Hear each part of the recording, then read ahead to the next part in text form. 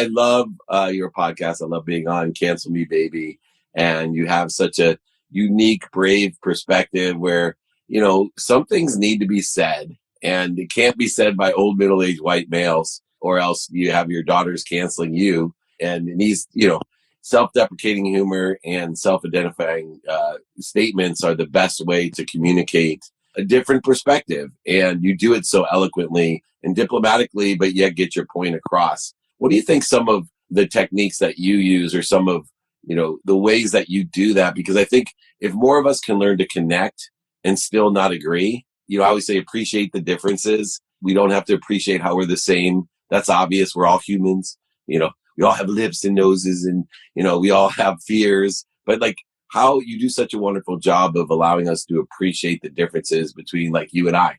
I appreciate that so much. And it's so true, because everybody right now is so in their little tribes. And I get it. It feels good to be like, with sports, David, it feels good to, be on a team and be on a tribe, but it's getting in our way in a really, it's a big problem. So on my show, Cancel Me Baby, I try to really, first of all, I try to come at things I try to see things from all sides.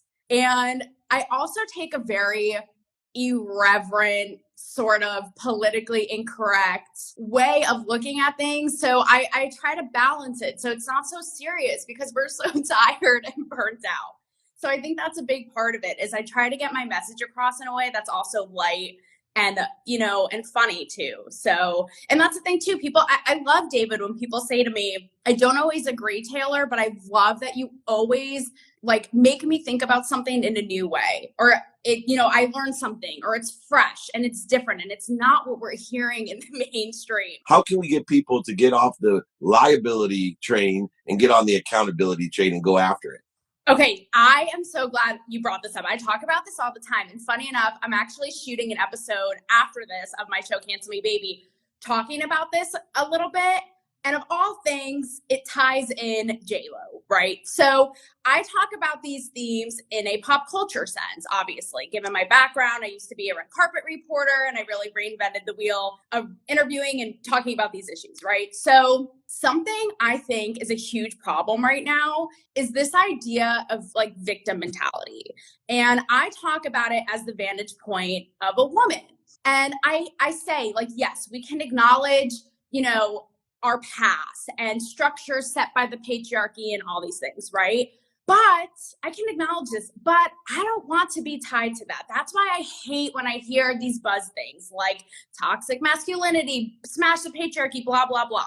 I'm like, let's move our ass forward, okay? I'm speaking for women now, right? Like, we are not victims. We are powerful. We are kicking ass. We are CEOs. Look at Oprah. Look at Beyonce. Now, I'm going to tie in J-Lo, and people will say to me, but Taylor, you can't be naive. It's idealistic. It's wishful thinking. Well, what's going to get us further, to your point, right? What's going to get us further? Being bogged down by a victim mentality or kicking ass? So what I'm going to talk about today on my show, Cancel Me Baby, is J-Lo, right? So she has a new rom-com called Married Me. I have feelings about it. I will talk about it on my show. Like, how this had the audacity to exist, I will take that up with my listeners. But something that's interesting is that she's a Puerto Rican woman. And in the movie, she basically plays herself. She's this global, rich, successful superstar. Her love interest is a fellow Latino. And here's an example of what you're talking about, David. So I watched all the press coverage because I thought, how are people going to be talking about this? And instead of celebrating that and being like, yes, look at this Latina woman in real life and on the screen kicking ass. No, instead, it has to be somehow 5 steps backwards. So you have people going, oh, it's rare that we ever see this. And, finally, she's playing a rich woman. How about we are seeing this? It's the #1 movie in the box office. And yeah, she is playing a rich woman. So play up to our strengths. And I think there's something too in pop culture about women of color. Again, instead of putting them in this this victim, marginalized, sure, they have been, yes. But there's also something really sexy and exotic about it, right? To that, their advantage, right? The Adriana Limas, Selma Hayek's, J-Lo's. So I would just rather have us like play to our strengths, keep it moving. I just think focusing on the past and what was bogs us down.